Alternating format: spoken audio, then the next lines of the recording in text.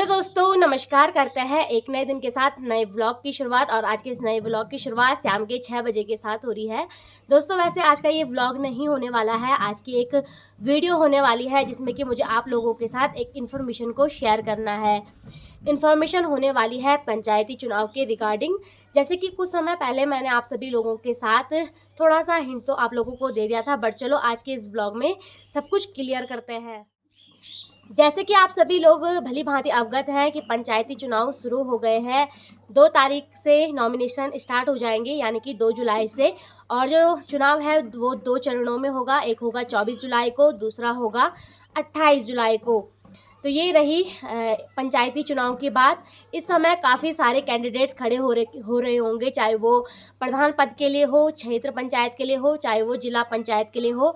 और जितने भी कैंडिडेट्स इस समय चुनाव में खड़े हो रखे हैं, मैं आप सभी लोगों को हार्दिक अभिनंदन करती हूँ और आप सभी लोगों को तहे दिल से शुभकामनाएं देती हूँ।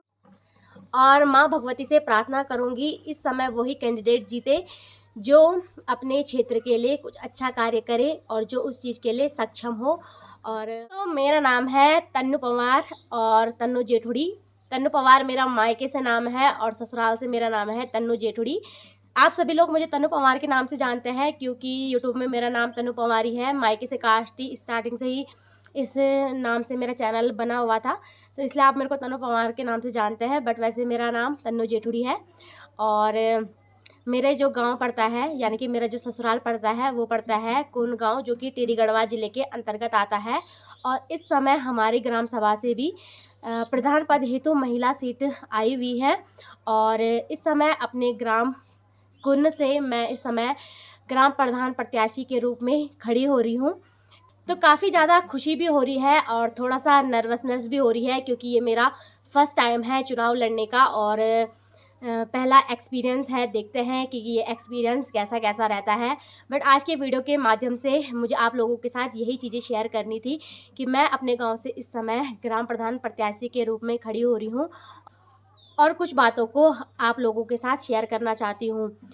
यह बातें मैं चाहे अपने ग्राम सभा वालों से हो, चाहे मेरी यूट्यूब फैमिली, इंस्टा फैमिली, चाहे मेरी फेसबुक फैमिली, हर किसी के साथ अपनी कुछ बातों को अपनी वीडियो के माध्यम से आप लोगों के समक्ष रखना चाहती हूँ। तो दोस्तों मैं अपनी ग्राम सभा वासियों से और समस्त जनता से इतना ही कहना चाहूँगी। आपके यहाँ से चाहे जो भी इंसान जिस भी पद हेतु चुनाव लड़ रहा हो, आप उसी व्यक्ति को वोट दीजिए जो उस पद हेतु सक्षम हो और आपको लगता हो कि वो आपके ग्राम के विकास हेतु, आपके विकास हेतु कार्य करेगा। दोस्तों संविधान ने हमें मतदान का अधिकार दिया है और अपने वोट का आपने जो उपयोग है ना, वो सोच समझ कर करना है।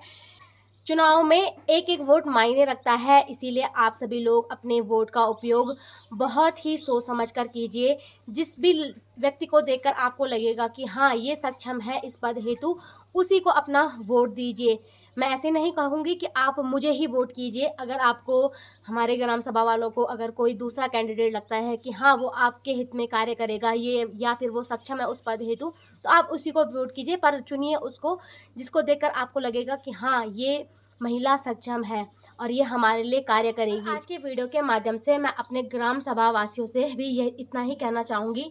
शायद काफ़ी सारे लोगों को आपने देखा होगा पिछले कुछ महीनों में मेरे को इधर उधर जाना पड़ा, चाहे वो पहले श्रीनगर हो फिर उसके बाद ऋषिकेश हो। तो काफ़ी सारे लोगों के मन में शायद ये डाउट भी आ जाए कि हाँ कहीं चुनाव लड़ने के बाद, जीतने के बाद कहीं ये दूसरी जगह ना चले जाए तो फिर हमारे गांव में कार्य कैसा होगा। आज मैं अपनी वीडियो के माध्यम से आप सभी लोगों को इतना ही कहना चाहूँगी, अगर आप लोग अपना कीमती वोट मुझे देते हैं और अपने गांव में प्रधान पद हेतु मेरे को जिताते हैं, तो अपनी वीडियो के माध्यम से मैं आप सभी लोगों से भी वादा करती हूँ, अगर आपको लिखित रूप में भी चाहिए होगा तो मैं लिखित रूप से भी आपको दे दूँगी। बट फिलहाल अभी मैं अपने वीडियो के माध्यम से आप सभी लोगों को आश्वासन देती हूँ, वादा करती हूँ कि अगर आप लोग मुझे अपना वोट देते हैं, मुझे जिताते हैं, तो अपने कार्यकाल के दौरान तक मैं गाँव में ही रहूँगी। ऐसा नहीं कि मैं जीत गई और मैं कहीं बाहर चली गई, नहीं। मेरा जो समय होगा, अगर आप लोगों ने मेरे पे इतना विश्वास दिखाया है तो मेरा भी फ़र्ज़ आप लोगों के लिए बनता है, आप लोगों के हित में कार्य करने के लिए, अपने गांव के विकास के हित में कार्य करने के लिए। मैं आप लोगों को अभी मैं फ़िलहाल देखो आश्वासन ही दे सकती हूँ। आप थोड़ा सा विश्वास दिखाइए। अगर आप लोगों को लिखित रूप में चाहिए होगा तो मैं आप लोगों को लिखित रूप में भी दे दूँगी।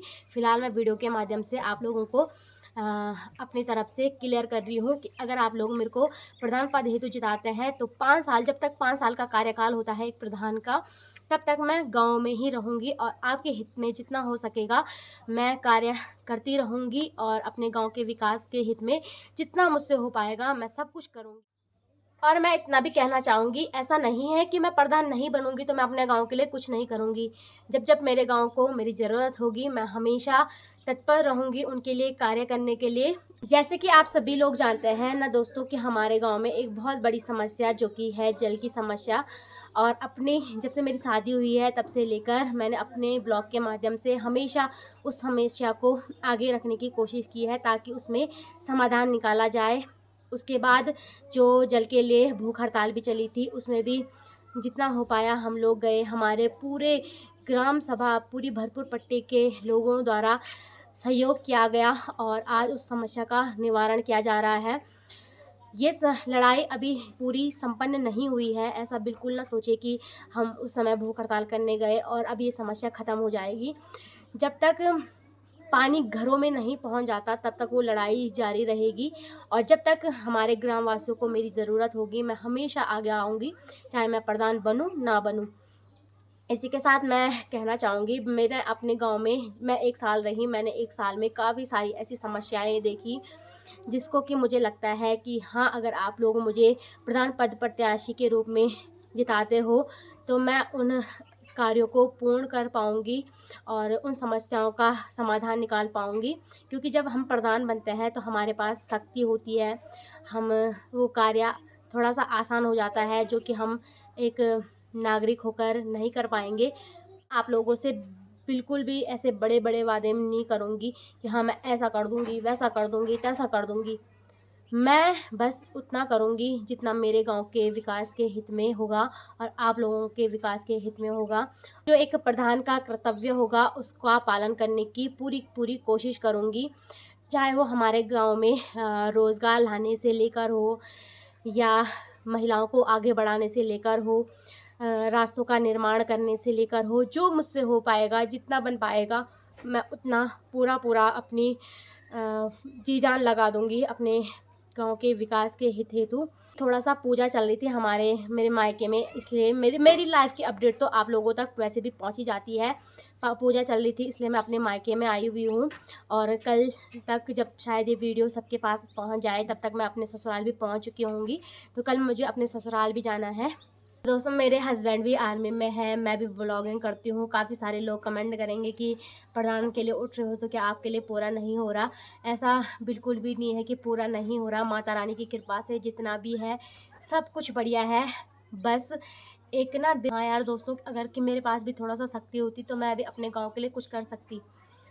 जब आप एक पद में होते हो तो आपके पास एक शक्ति होती है किसी भी कार्य को कराने की, और अगर वो शक्ति मुझे मिलती है, आप लोग अपने वोट मुझे देते हैं, अपने गाँव का प्रधान मुझे बनाते हैं, तो जो भी मेरा फ़र्ज़ है मैं उसको बखूबी निभाने की पूरी कोशिश करूँगी।